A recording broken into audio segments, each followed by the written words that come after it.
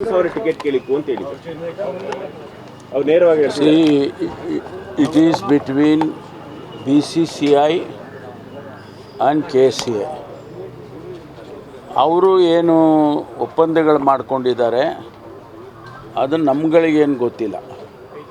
ಜೊತೆಗೆ RCB ಗೆದ್ದಂಥ team ಅವರು ಮತ್ತು BCCIನವರು IPL ಆರ್ಗನೈಸರ್ಸು ಏನು ಒಪ್ಪಂದ ಮಾಡ್ಕೊಂಡಿದ್ದಾರೆ ಅಂತ ನಮಗೆ ಗೊತ್ತಿಲ್ಲ.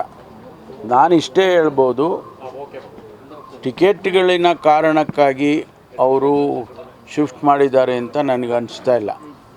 ನನಗೇನು ಅನ್ನಿಸ್ತಾ ಇದೆ ಅಂತ ಹೇಳಿದರೆ, ನೆನ್ನೆನೂ ಕೂಡ ನಾನು ಹೇಳಿದ್ದೇನೆ, ಕಮರ್ಷಿಯಲ್ ಆ್ಯಂಗಲ್ನಲ್ಲಿ ಅವರು ನೋಡ್ತಾ ಇದ್ದಾರೆ.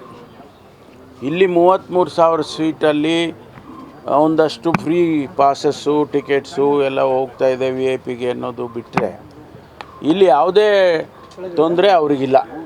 ಅವರಿಗೆ ಸೆಕ್ಯೂರಿಟಿಯಿಂದಾಗಲಿ ಅಥವಾ ಅರೇಂಜ್ಮೆಂಟ್ಸಿಂದಾಗಲಿ ಆ ಆಸ್ಪೆಕ್ಟ್ಸ್ ಯಾರೂ ಕೂಡ ಮಾತಾಡ್ತಿಲ್ಲ.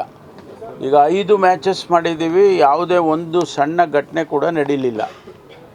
ಆ ರೀತಿ ಮ್ಯಾನೇಜ್ ಮಾಡಿದ್ದಾರೆ ನಮ್ಮ ಪೊಲೀಸ್ ಇಲಾಖೆಯವರು. ನಾವು ಗೌರ್ಮೆಂಟ್ ಸಪೋರ್ಟ್ ಕೊಟ್ಟು ನಾವೆಲ್ಲ ರಿಪೀಟೆಡಾಗಿ ಮೀಟಿಂಗ್ಸ್ ಮಾಡಿ, ಕಳೆದ ವರ್ಷ ಏನು ನಡೀತು ಅಂಥ ಘಟನೆಗಳು ನಡೀಬಾರ್ದು ಅಂತೇಳಿ ಎಕ್ಸ್ಟ್ರಾ ಕೇರ್ ತೊಗೊಂಡು ನಾವು IPL ಇಲ್ಲಿಂದ ಹೋಗಬಾರ್ದು ಅಂತೇಳಿ ನಾವು ಅವರಿಗೆ ಅನುಮತಿಯನ್ನು ವಿತ್ ಗ್ರೇಟ್ ಡಿಫಿಕಲ್ಟಿ ಕೊಟ್ಟಿದ್ದೇವೆ.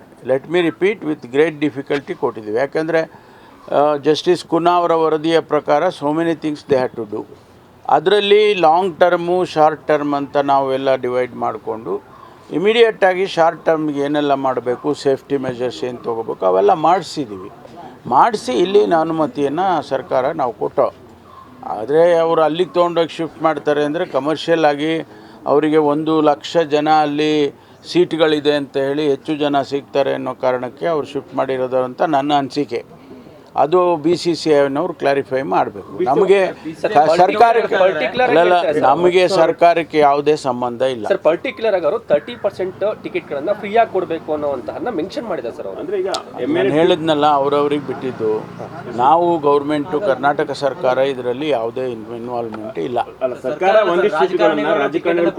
ಇದು ನೋಡ್ರಿ, MLAಗಳಿಗೆ ಆಯ್ತಪ್ಪ, MLAಗಳು ಎಷ್ಟು ಜನ ಇದ್ದಾರೆ? 224 2 ಪಾಸ್ ಕೊಡ್ತಾರೆ. ಎಷ್ಟಾಯಿತು? ಪರಿಷತ್ ಸದಸ್ಯರು ಎಲ್ಲ ಆಯ್ತಪ್ಪ, 300 ಇಟ್ಕೊಳ್ರಿ. 300 600 ಸೀಟು 600 ಸೀಟು MLAಗಳಿಗೆ ಕೊಟ್ಬಿಟ್ರೆ ಲಾಸ್ ಆಗೋಯ್ತಾ? ಅದಕ್ಕೆ ಶಿಫ್ಟ್ ಮಾಡ್ತಾರೆ. ಹೇಳಿ ಹಂಗಂತ ಅವರು. ನಾವು let them come out saying that because of MLAs ನಾವು ಶಿಫ್ಟ್ ಮಾಡ್ದು ಅಂತ ಹೇಳಿ ಅವರು. Tickets is A issue.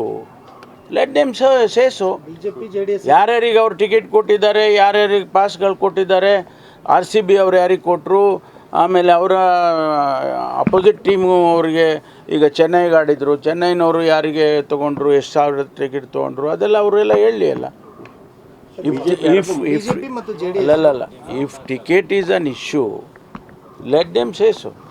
BCCI ಆಗಲಿ KCA ಆಗಲಿ, ಅದರಲ್ಲಿ ನಾವು ಗೌರ್ಮೆಂಟ್ ಯಾವುದೂ ಇನ್ವಾಲ್ವ್ಮೆಂಟ್ ಇಲ್ಲ. ಅವರು ಏನಾರ ಹೇಳ್ಕೊಳ್ಳಿ ಬಿಡ್ರಿ. BJP ಅವರು JDSನವರು ಕ್ರೀಡೆಗೆ ಏನು ಪ್ರೋತ್ಸಾಹ ಕೊಡ್ತಿದ್ದಾರೆ ಅವೆಲ್ಲ ನಾವು ನೋಡಿದ್ದೇವೆ. ಆದರೆ ಅವ್ರ ಬಗ್ಗೆ ನಾನು ಕಾಮೆಂಟ್ ಮಾಡೋಕ್ಕೆ ಹೋಗೋದಿಲ್ಲ. ನಾನು ಇಷ್ಟೇ ಹೇಳ್ತೀನಿ, BCCIನವರು ಮತ್ತು KCAನವರು ದೇ ಶುಡ್ ಡಿಸೈಡ್. ಆಮೇಲೆ RCB IPL RCB ಅವರೆಲ್ಲ ಡಿಸೈಡ್ ಮಾಡ್ಕೊಂಡು, ನಮಗೇನು ಸಂಬಂಧ ಇದೆ? ಗೌರ್ಮೆಂಟ್ಗೆ ಸರ್ಕಾರಕ್ಕೇನು ಸಂಬಂಧ ಇದೆ?